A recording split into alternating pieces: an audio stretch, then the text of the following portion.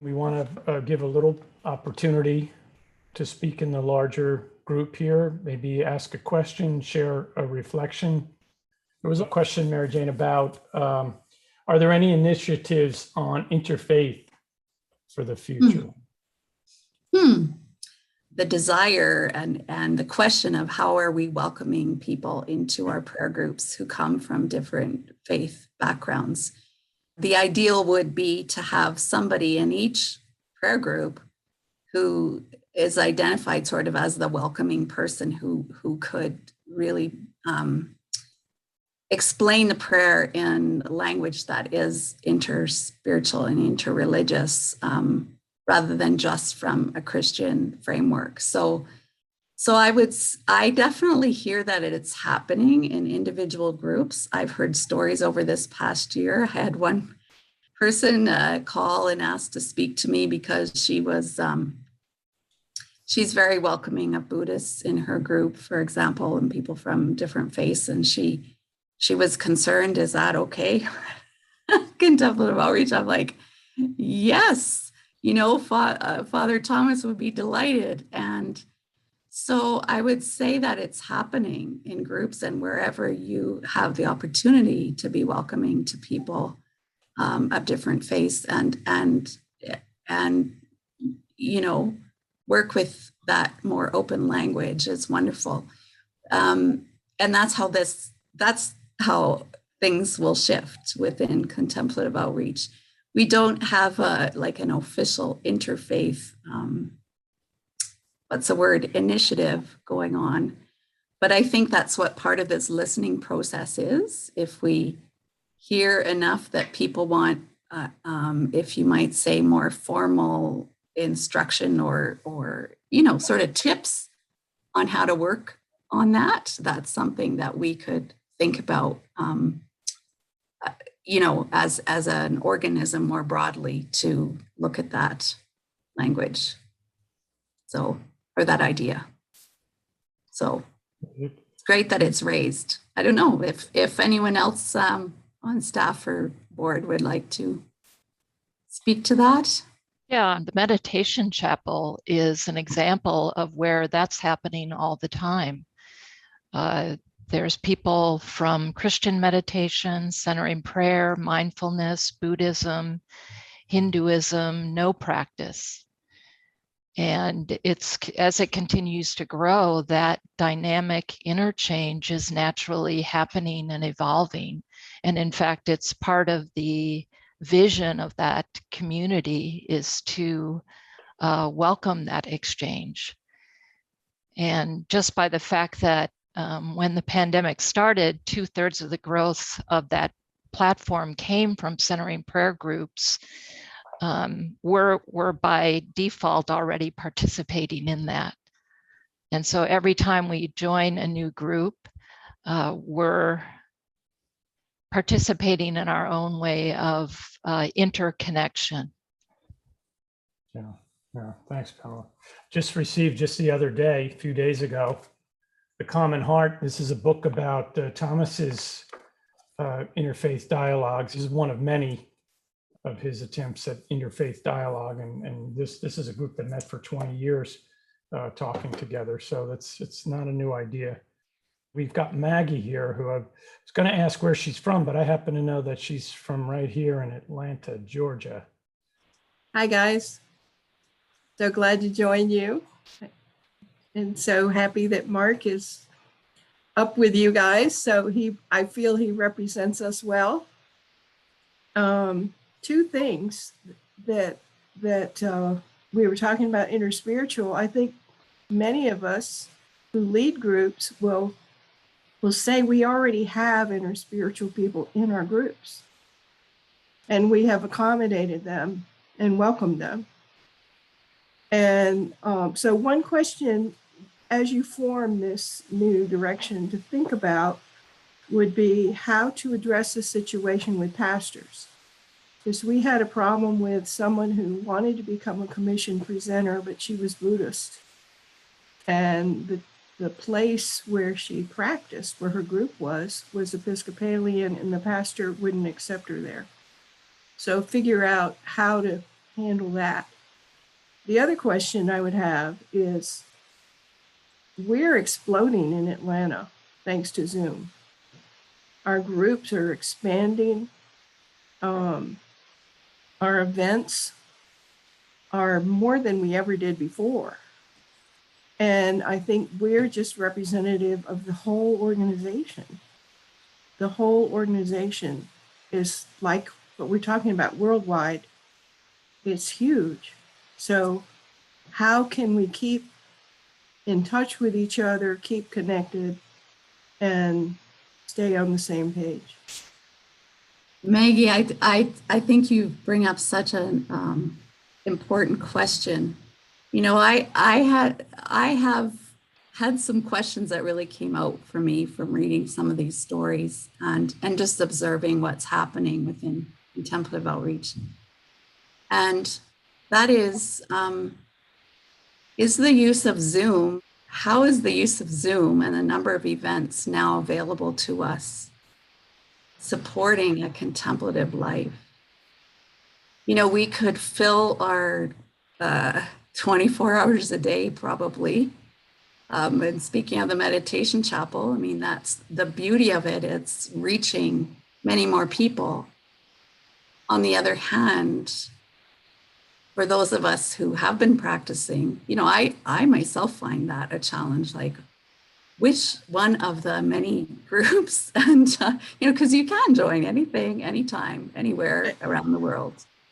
And so I think it's a really important discussion for us to have either in our own small groups or if people have more thoughts on it here, because I'm hearing definitely a lot more about Zoom fatigue now. You know, at the beginning, we all were like, yay, we can do this, we can join in. But one small idea I want to mention is that I think in a way to ameliorate some of that, if people in your local area are hosting something, to really think about, are we trying to go bigger than our local area, or is our local area really the focus of who we want to reach with this event? To really ask yourself that question, because there is something very important about staying small and staying local. And your daughter not phoning you when you're on Zoom. Oh, technology. So to really ask that serious question, because I think we've just assumed because we can go big, let's go big, right? But is that necessarily where we need to go? You know, contemplative outreach has been a grassroots, one by one building organization. And I think we need to remember that's part of our roots, and that to reach huge numbers is not necessarily what it's all about. And so one little suggestion is, if you have things that you think are of value, maybe of value to the wider community, it may be worth chatting with Mark or Pamela, or to or send it into the our big contemplative outreach calendar that we have posted online, so that there can be a bit more coordination, if you know what I mean. Because if everybody's gonna offer things internationally, we're all gonna be like double booked on a lot of things, if you know what I mean. So just that little suggestion and the question I think that we need to ask ourselves a bit more. There was a comment of, what about people who cannot or don't have the opportunity to be online, don't have good access to the internet, or are not comfortable enough to use Zoom or any other kind of online platform?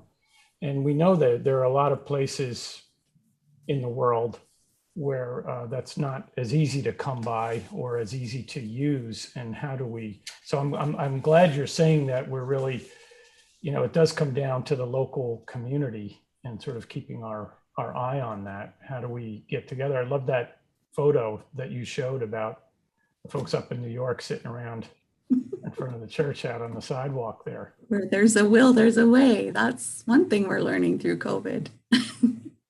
Well, let's hear from Kathy. I'm calling from Melbourne, Australia, but I'm from San Antonio, Texas, but I've been here because of COVID for 15 months. But I am married to an Aussie, so it's okay to be here with him. I spoke earlier in our small group, but I just wanted to ask if, or to offer that one of the translations we need is an inclusive interspiritual, interreligious translation. But like everyone, as Mary Jane knows, everyone in my group is from an ecofeminist Christian group. And I have to, when we meet weekly, I often have to kind of translate even the bits from the pamphlet, so that not to imply that God is only Father.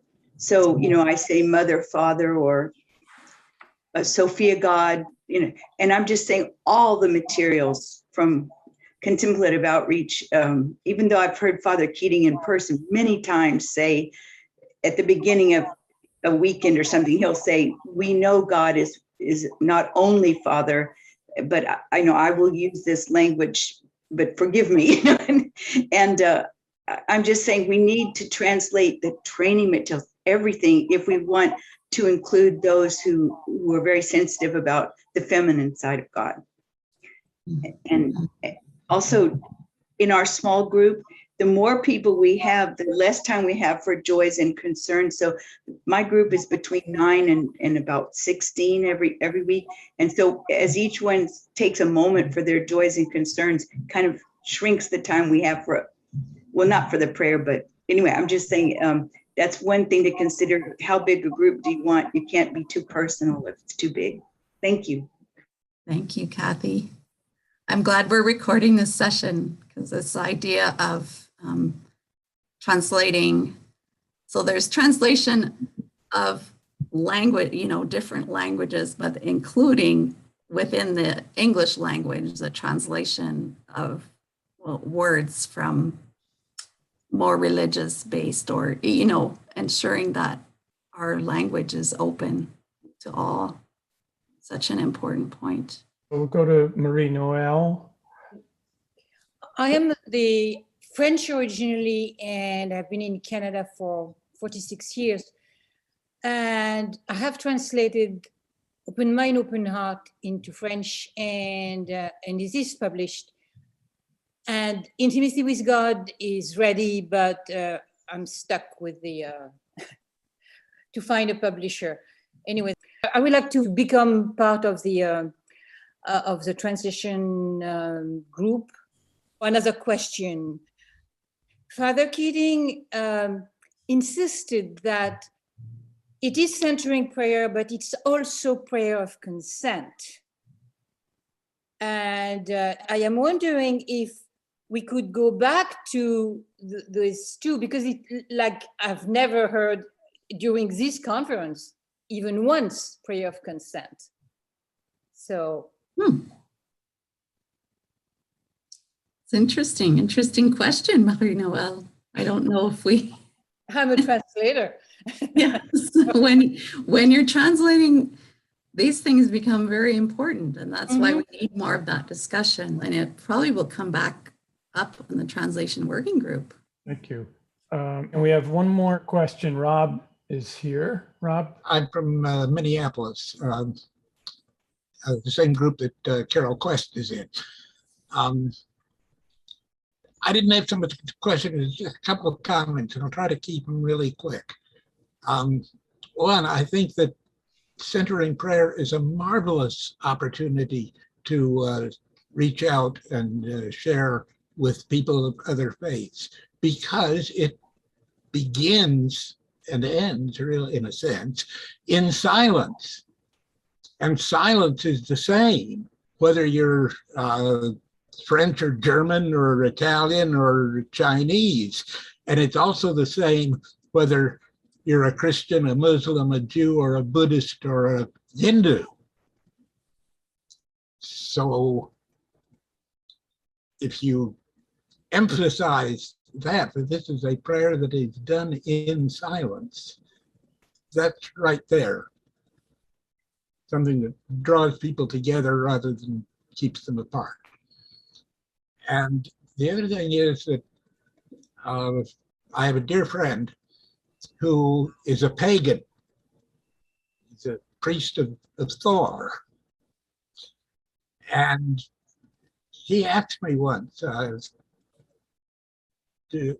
I showed him about centering prayer because he knew I was doing it. I showed him the brochure, and he took it to his room and read it. And he said, yes, that's the kind of meditation I do. So there is, I think, much more that we have in common than keeps us apart if we just emphasize what we have in common and don't worry too much if we can maintain the integrity of our practice. Of course we can. That's all. Thank you, Rob. Thank you very much for raising your voices here in this conversation.